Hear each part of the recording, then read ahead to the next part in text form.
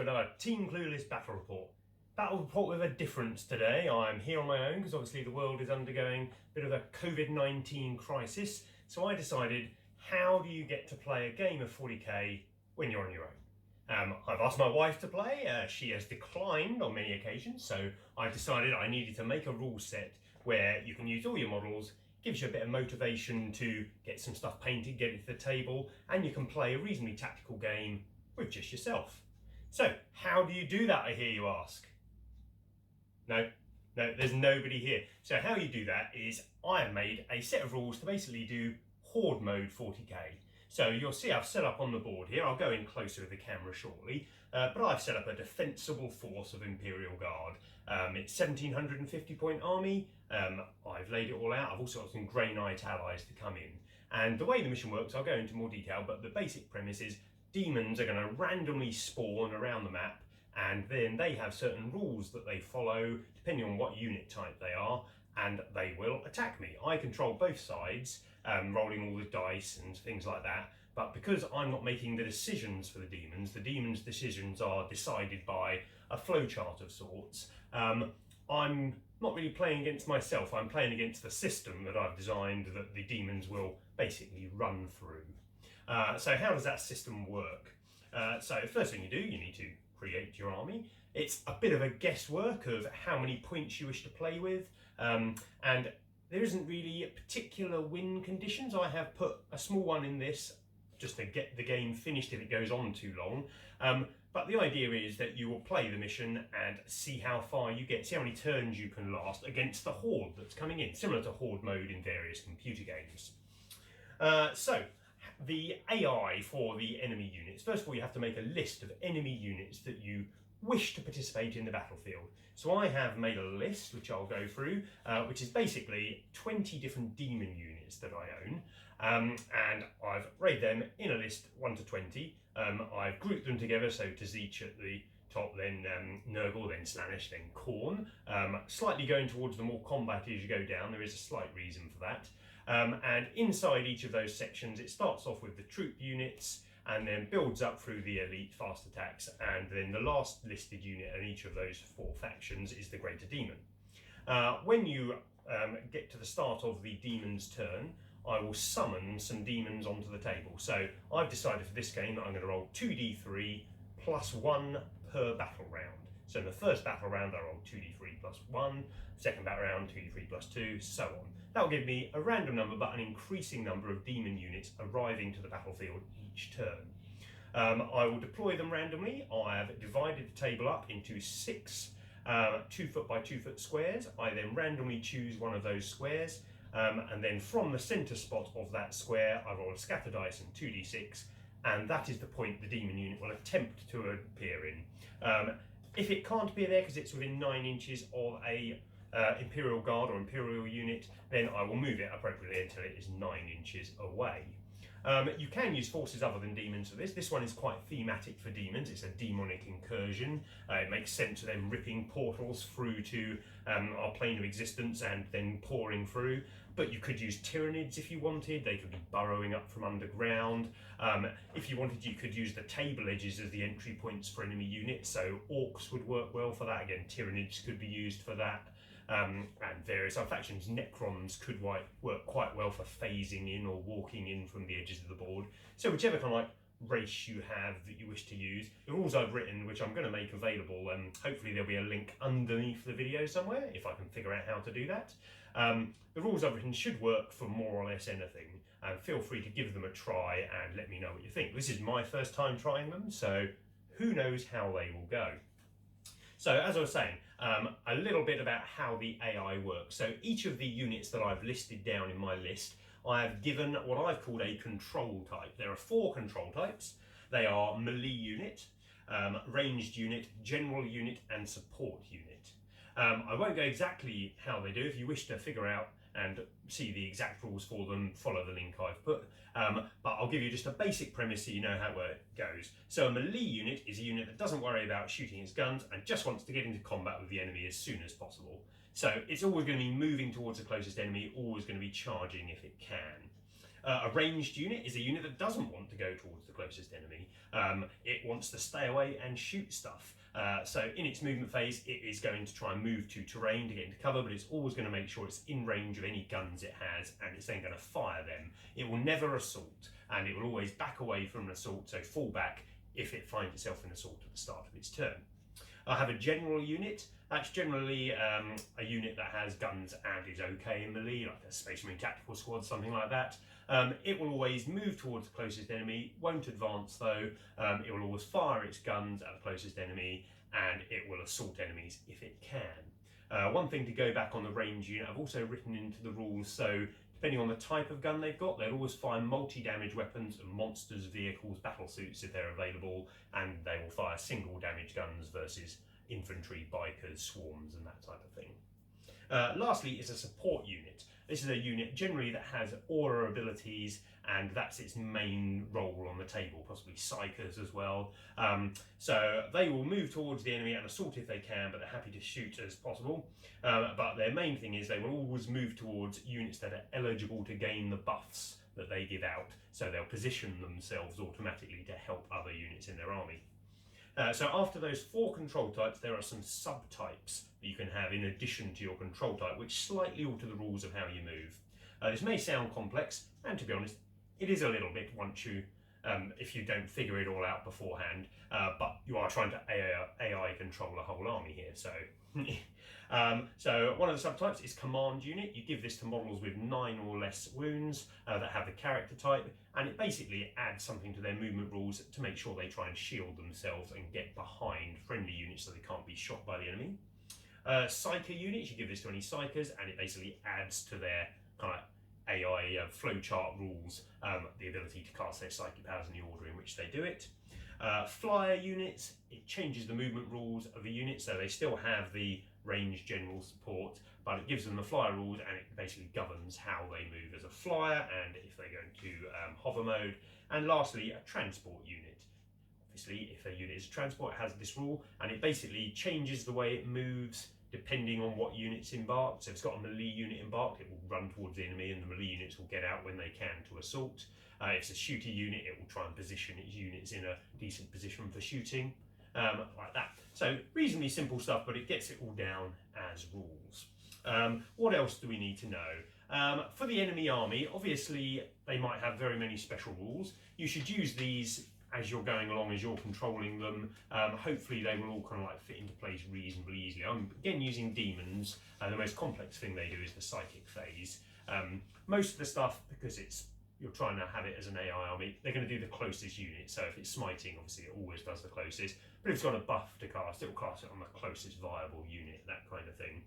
I have given, because the AI army isn't going to have any command points to spend, I have given them some special kind of like bits they get to use instead of command points that you don't need to worry about. They all automatically activate. They are as follows. There are 5 abilities they get. Charge! They get to reroll the lowest dice of the first failed charge by a melee unit each of their turns. So, as you represent, you spend command points getting your melee units into combat. Destroy! You get to reroll the first one rolled for a multi-damage weapon in the game. So you only get 1 reroll of that. It's a per game reroll, but it lets you reroll a multi-damage attack. Lucky! You can reroll the first saving throw that is failed by a command unit each turn. So that should hopefully aid keeping characters alive for the Horde army. Control, you get to reroll the first failed, or the first perils of the warp on a psychic test per game for the Horde army. And lastly, discipline, you get to reroll the first failed morale test taken by a Horde unit in the game. So they're just a few little rerolls that add a little bit more reliability to the Horde army. And those are basically the rules. The way I'm going to attempt to do the video, we'll see if it holds true once I get started. I'm going to take you around and show you the setup. I'm then going to show you my table of demons I'm going to summon. I'm going to roll to summon them, and then I haven't got all the demons out because I have so many of them. I'm then going to go and get the demons down from their perch on my shelves upstairs, deploy them on the table, show you where they deployed, and then do an end of term what the demons have done, end of term what I've done, as our videos usually do. Okay, I'll chat to you again at the end. So I'm going to go through the Imperial Guard army, or the, Astra Militarum army I've got deployed here. I've set out the battlefield. It's supposed to be a landing pad in the middle of a desolate waste that the Imperials have taken over. It's kind of like a rocky landing pad that they thought to themselves, this looks like an excellent place to set up a small base. You can see there's a couple of bastions, there's some walls defending the bastions. But unfortunately, this landing pad, when the Imperial Guard or the Astra Militarum woke up this morning and looked out at their landing pad, they could see this burning red symbol of chaos that appeared in the surface of it. This is obviously not a good sign. Just as they noticed this, warp rifts began to appear around them, and the planet was under siege from a demonic incursion. So the Imperial Guard have set up. They've got a couple of scout sentinels with heavy flamers. They are positioned out scouting around the ruins, one over there near an ammo dump, these over here nearing some storage crates. We have down here, if I turn him around so you can properly see him, we have an Ordo Malleus Inquisitor. It's as if he knew that a demonic incursion was going to happen on this planet, and he is the warlord of the army. He has come down here to rally the troops and prepare them to repel the invasion. So he is an extra HQ unit you get to take. Then I have the Imperial Guard HQs. I've only got a battalion here. We have a tank commander with battle cannon, las cannon, and some heavy bolters. We have over here a Lord Commissar with Power Fist. He's got his back to us, and a company commander there. They have an Ogrin bodyguard to help them out. What else have we got? We have a unit of Balgrins over here, all armed with shields and clubs. A couple have got the invulnerable save shields. Backing them up behind them, we have an Astropath that has the +1 armor save power. And we have a priest there to give +1 attacks. Down this side of the battlefield, we also have 2 infantry squads. These ones are a bit better armed. They've got an autocannon and a plasma gun, and the sergeant has a bolt gun. Down this end, we have the artillery. We have a basilisk and a wyvern back to back there. Then we have 2 basic infantry squads, all armed with las guns. Sergeants have got chainswords there and there, protecting the artillery in the centre. And we have a unit of conscripts going around the edge. So that is about 1,300 points, something like that. So to make up to the 1,750 total, the Inquisitor has obviously prepared in advance, and he has a unit of Grey Knights which are ready in orbit to teleport down when the demons appear. So these can appear from turn 2 onwards. I have hiding at the back there, a Grey Knight Librarian. Then I have a squad of Terminators. This is just a patrol detachment. They've got a Psy Cannon, a hammer, and mostly halberds in there. And then we have a Nemesis Dread Knight, not the HQ version, I'm afraid, didn't have the points. He has a Gatling Silencer and a massive Nemesis Great Hammer. Okay, so those are the points. You'll also see over here, there is a Valkyrie. Had to dust that model off, hasn't been used in a long time, but for narrative purposes. So the way I am going to do this is, because it can't go on forever, I'm going to see how long my Imperial Guard, or Astra Militarum, one day I'll get that right, will survive. If they manage to survive till turn 5, the Valkyrie will appear and come down onto this landing platform. It will appear there at the start of the turn as it swoops down onto there. It will stay there until I get either the Inquisitor on board, or any of my other HQ characters can get on board to be evacuated to safety. That will happen on my turn 6, so the AI demons will have a turn to attempt to destroy it. And if I manage to get off the table with some characters, that will be a win for me.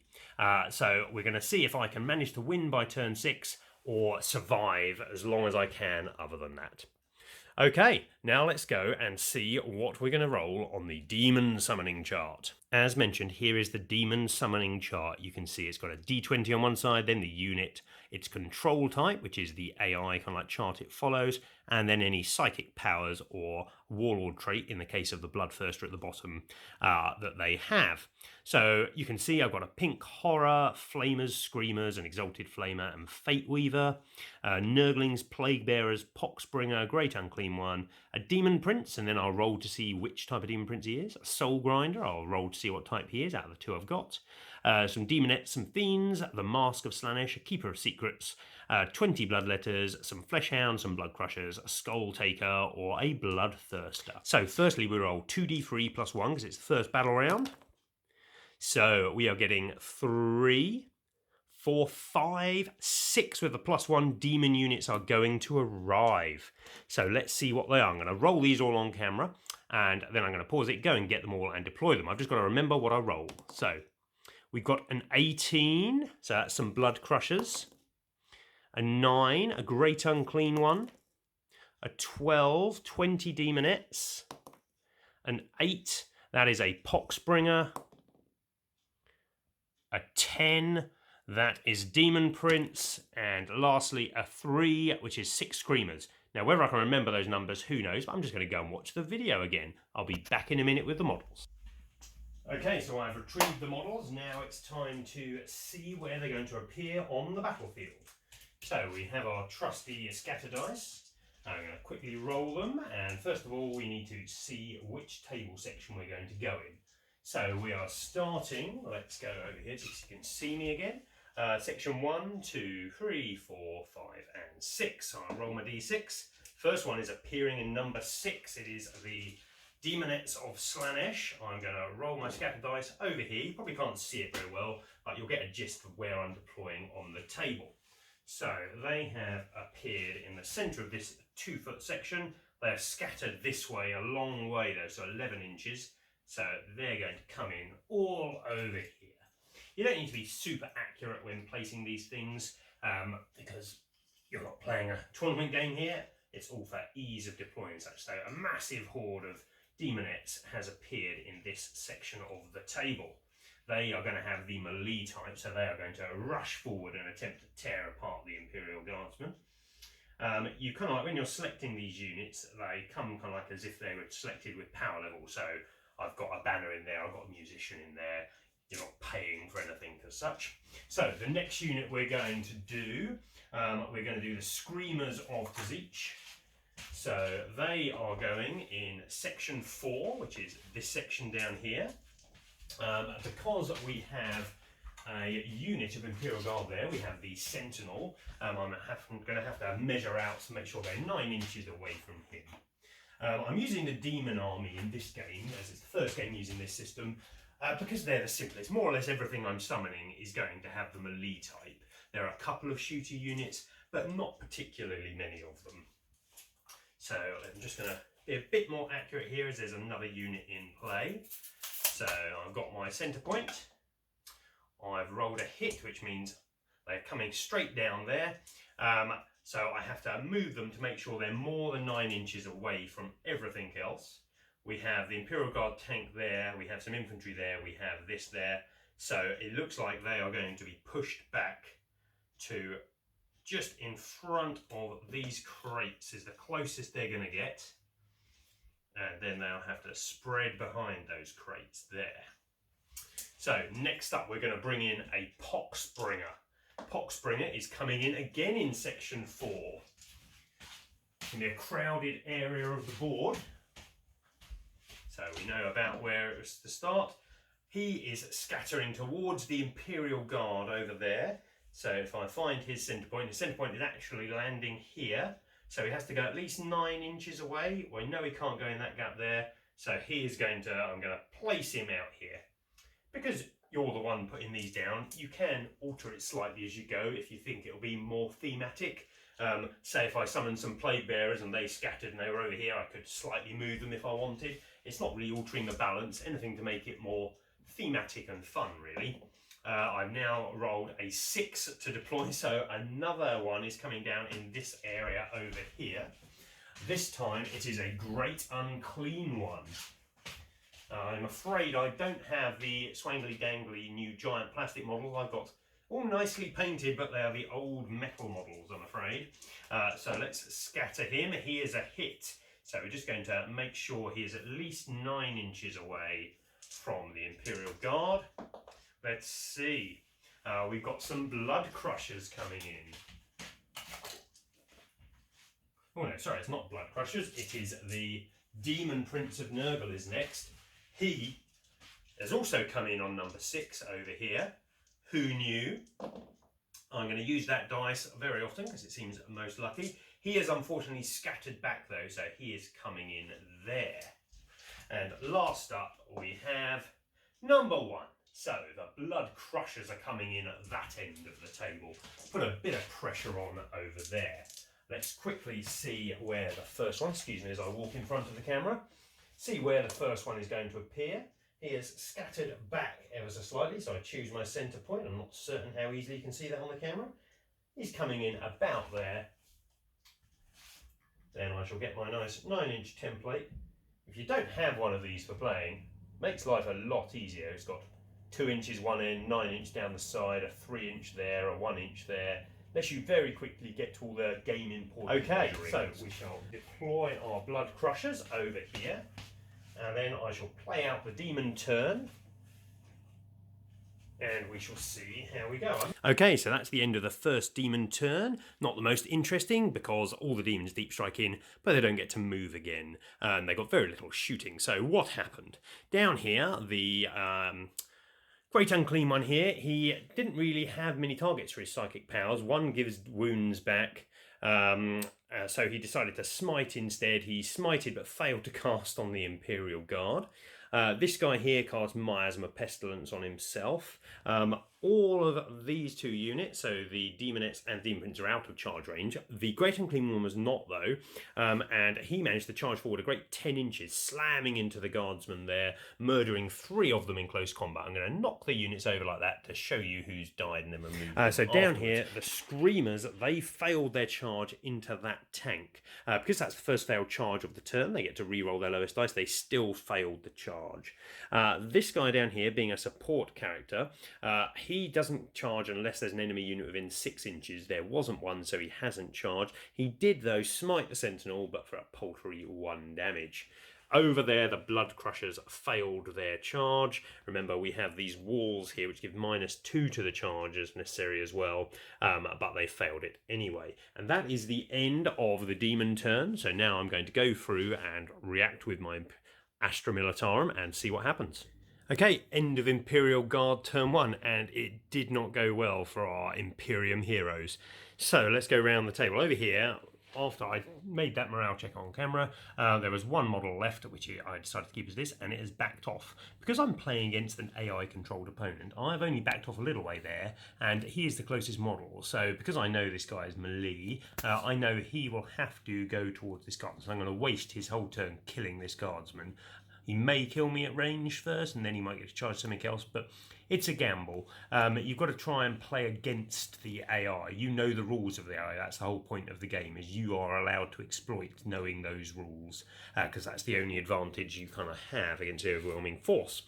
I fired everything here at the Great Unclean one. I've given him -1 to hit for the next round by casting a power with my Inquisitor down here. I also beat his leadership on 3d6 and managed to gain a command point, so I'm up to 8 command points now because I spent 1 giving my Grey Knight a relic. I fired all of these at him. I fired the battle cannon from this, the las cannon from this, all into this. He took 3 wounds. The saves against my tank, well, first of all, the number of shots and misses I got were horrendous. I'm playing all my Imperial Guard as Cadians today, so they're re-rolling 1s if they don't move anyway, but I just got no damage through whatsoever on him. He has taken, well, no damage whatsoever. He's taken 3. He's going to heal those likely with a psychic power next turn. Demonettes, I fared a bit better. I fired my heavy bolters from there and also the Wyvern's Storm Shard cannon over. I have wiped out all of those. They failed their leadership check quite badly because they were the first fail of the game for the Horde player. They got to re-roll it, rolled a 1. I've just remembered they've rolled a 1, so they get all of their models back because they have a banner. Oh dear. So I shall stand all of those guys back up. Oh no, it's D6. They changed the rules. They get 2 back. That's not quite so bad as I first thought. I was going to check those rules in between, but I'm pretty certain that's correct. These guys, what did I do to them? I fired the heavy flamer from here. Again, I moved this closer so they will attempt to deal with this instead of running off and killing my battle tank. And I moved these over here as well. We all shot those, managed to take down 3 of them, which actually was pretty good going. I fired all of these guys. I managed to get first rank fire, second rank fire off on the conscripts. We fired, I reckon, about 80 las guns into these blood crushers over here. We killed a single Blood Crusher. Yes, you can tell it's not going very well. I wasn't in range of my flamer over there. I also fired the Basilisk at them. It got 2 shots, hit with 1. The Blood Crusher made it safe. So a really bad first turn for the Imperial Guard stroke Astra Militarum. And now we're going to see what extra demons are summoned to the table. Okay, so we're at demon deployment for this turn. I've already rolled to see the number and already rolled to see which demons are arriving, and it was very bad for the Astra Militarum. So I got a Keeper of Secrets, a Bloodthirster, Fate Weaver, the Mask of Slaanesh, and some pink horrors this turn. That is pretty shocking for the Astra Militarum. Let's see where they arrive. This is the Bloodthirster. He is coming in section 4, so right down here. There's not a whole load of spaces that he can deploy in there. So let's quickly see. So the centre of it is there. He is going that way, 8 inches, so here. So then he will have to back up. So he is coming in there, being 9 inches away. Old Bloodthirster model there, as you can tell. Next up, we have the Keeper of Secrets. I'd quite like him to come in over that side of the table. Let's see what he's doing. Number 2, he's coming in over here. So we put in 12 inches in from each bit. Roll his scatter. He is going that way to about there. The Great Demons are congregating, obviously. Then we've got the Mask of Slaanesh. She is coming in board section 4, so here again. She is deployed well forwards, about here. Closest she can probably go will be out this way. Make sure she's out of 9 there, out of 9 there. So she's deployed there. Next up we have Fate Weaver. He is coming down in section 4. I feel the Imperial Guard may crumble this side of the board very soon. Fate Weaver is a hit, so he is moved back to the edge over there. And lastly, we have the Pink Horrors coming in section 5, so over there. That's better, somewhere new at least. We'll plonk one down and roll the dice. They're moving closer to the guard, so they have to be at least 9 away to about there. So they all pour in there. And that is the deployment step for the Imperial Guard. They're going to need their Grey Knight allies to arrive shortly. I'm going to go through and do the Demon turn again and then come back to you. Okay, we come to the end of Demon turn 2. I apologise for the shadow and sun on the table, can't really do a whole lot about it. So, what happened here? The Pink Horrors that came down here opened fire at this guard unit, putting down about half of them. The Great Unclean One managed to kill the remaining heavy weapon team with his flail, then charged in and murdered all the rest of these guardsmen, so squad down. Unfortunately, due to this dying, that meant that the tank was then the closest for the Demon Prince to charge. He made his charge, took a couple of wounds in Overwatch, engaged the tank, did it 3 damage, but it's stopping the tank from firing is going to be the big problem.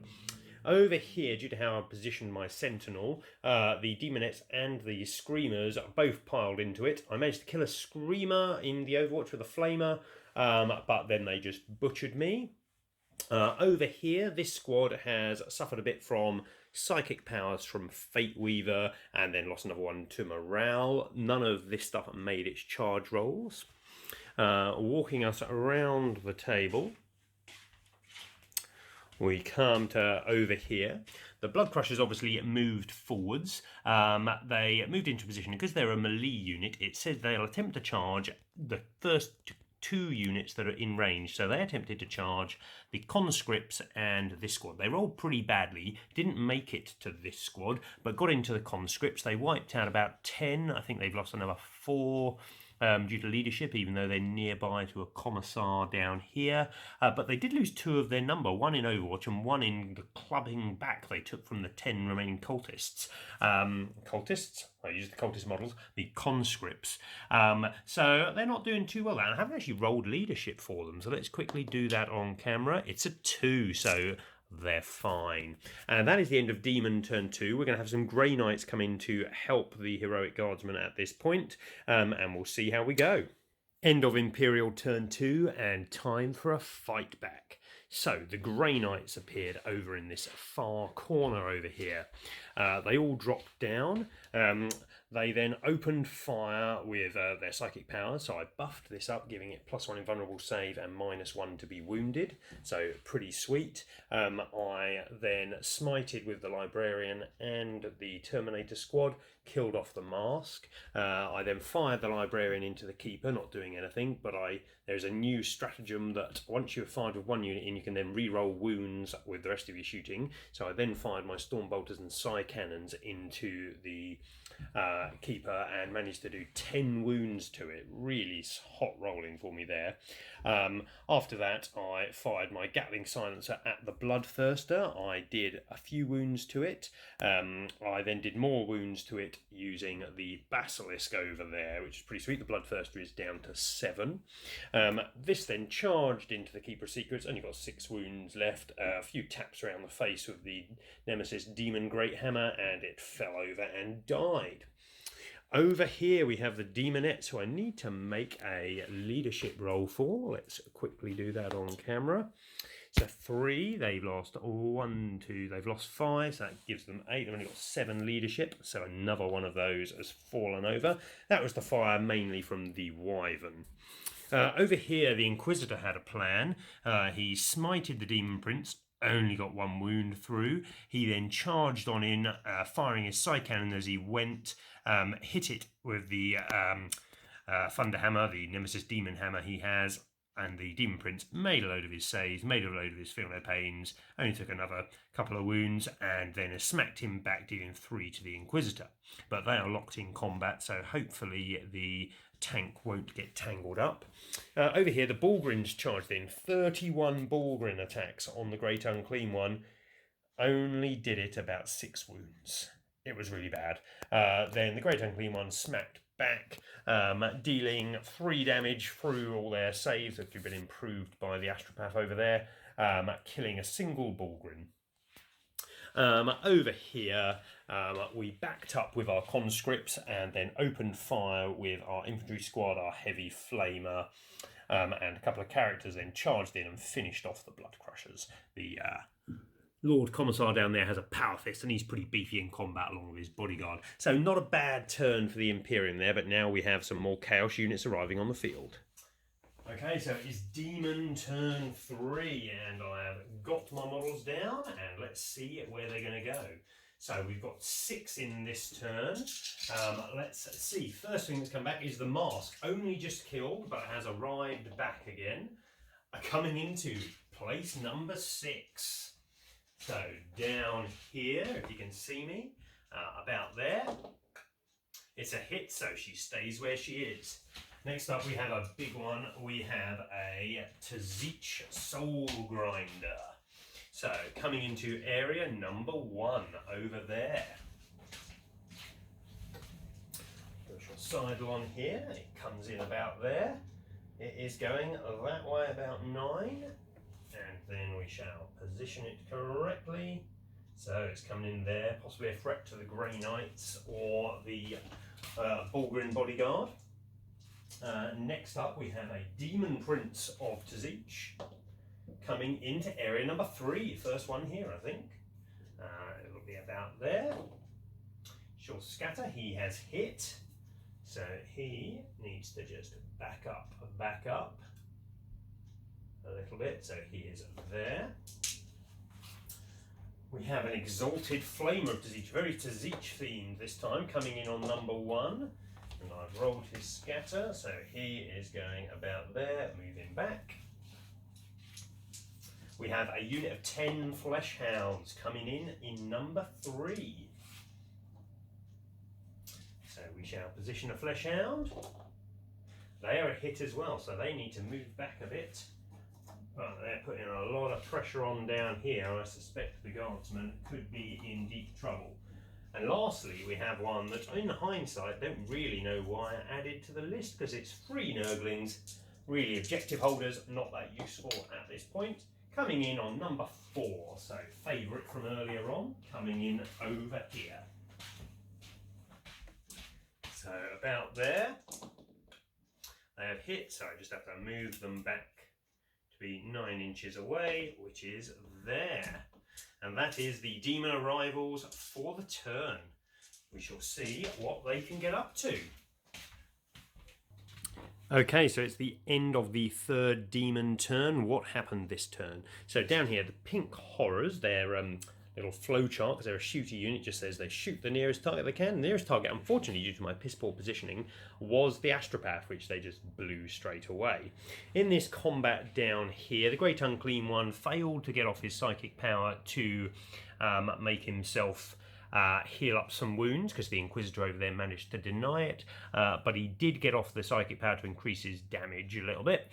He smashed off and smashed 3 Bulgrins to death in combat this turn, but he has been taken down to 4 wounds himself.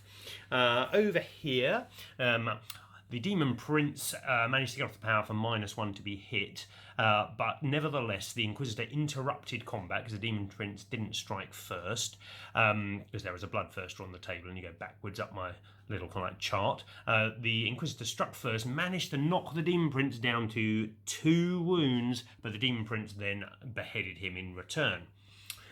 These demonettes managed to weather the hail of Overwatch from my command tank there. I used the defensive gunner's strat, but only managed to kill 1 demonette in Overwatch, which was not enough.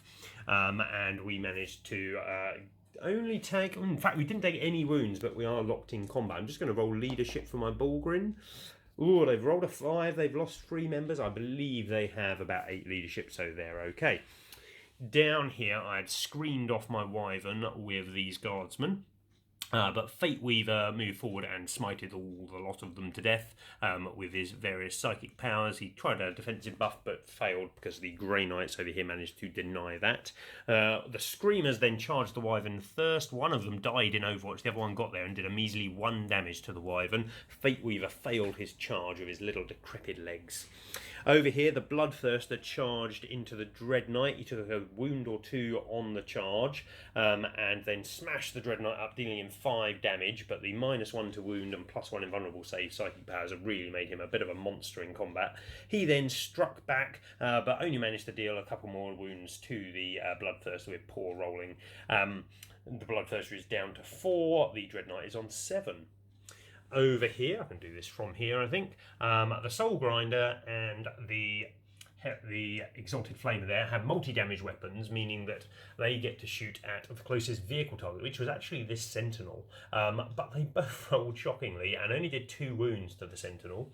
The Fleshhounds, on the other hand, made their charge into the Guardsmen and gutted them, losing 1 of their number to Overwatch, unluckily. The Demon Prince there failed his charge on the Wyvern. And that was it for Demons turn 3. Let's see how the Guard managed to hold out.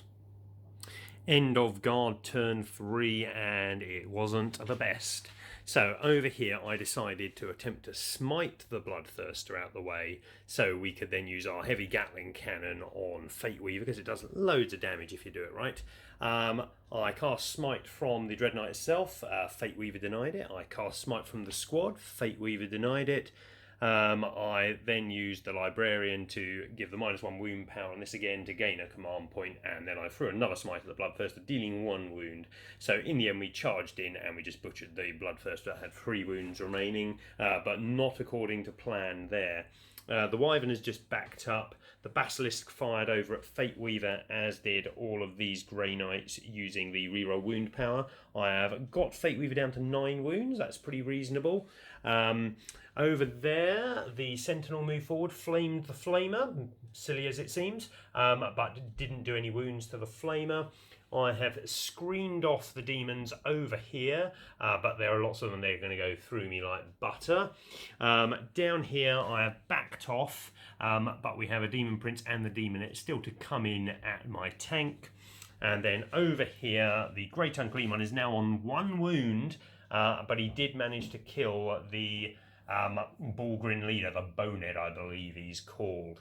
So at that point, I am contemplating, do I go on for another turn? I need to survive for 3 more turns to get something off the board, and I'm not certain I'm going to.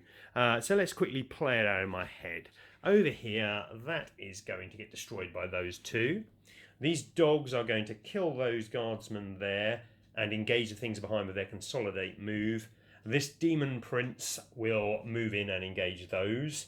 And over there, Fate Weaver and the Screamer will be engaging the Wyvern, because I couldn't get the Grey Knights close enough, unfortunately. So I think that is basically a write-off there. Over here, I think the Demon, he will probably kill my Balgrin. I might kill him in return, possibly. And this guy is going to get locked in combat again by something and then move out. So I could continue on, but I've decided against it. So I'm going to concede at that point to my AI opponent.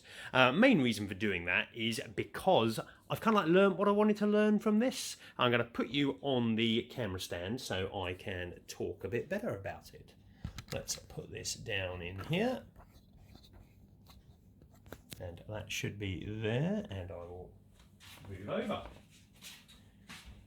So, the reason for doing this was to see if it was possible to have a game of 40k where the opposing army was AI controlled, or controlled by a flowchart in this case. And I was actually really pleased by how that worked. The flowcharts seem to control their targets reasonably well. I quite liked the tactical opportunities it gave me as the player of the kind of like proper army. Because I knew what was going to happen with the AI in some regards, because I knew what it would move to attack first, so I could position myself. So yeah, enjoyed it in that regard. One thing I'd say is I think this is too big a game to play on your own. There was an awful lot of die rolling for this many points. I think if I tried it again, I would go down to maybe 50 power level, 100 points. At most, because I think that would be a much smaller and more contained game. Also, I think the demons, much as they're a good AI army, I think deep striking them in randomly then gave them nothing to really do with their movement phase in that turn, which kind of took a little bit of the interest away. So I think next time I play it, I think I will have an army that comes on the opposite board edge, so that stuff continually moves forwards as a wave, a bit more traditional Horde style in that regard. What else would I change? Imperial Guard, they were maybe not the best army to try because they are so diametrically opposed. They're all shooting versus the demons, all close combat, and I think a more interesting game would have been had by two forces that are a bit more middling, so Space Marines versus Chaos Space Marines, for instance, which I might try out next time, as I have both of those armies. But overall, yeah, I got to play 40k, I'm standing here on my own, so it worked quite well. I'll put a link below, you can go and have a read of the rules. I'm not sure how I'm going to stick them on the internet as yet. I'll probably throw them up on Dakar or something like that, because I can get a link to that in, hopefully.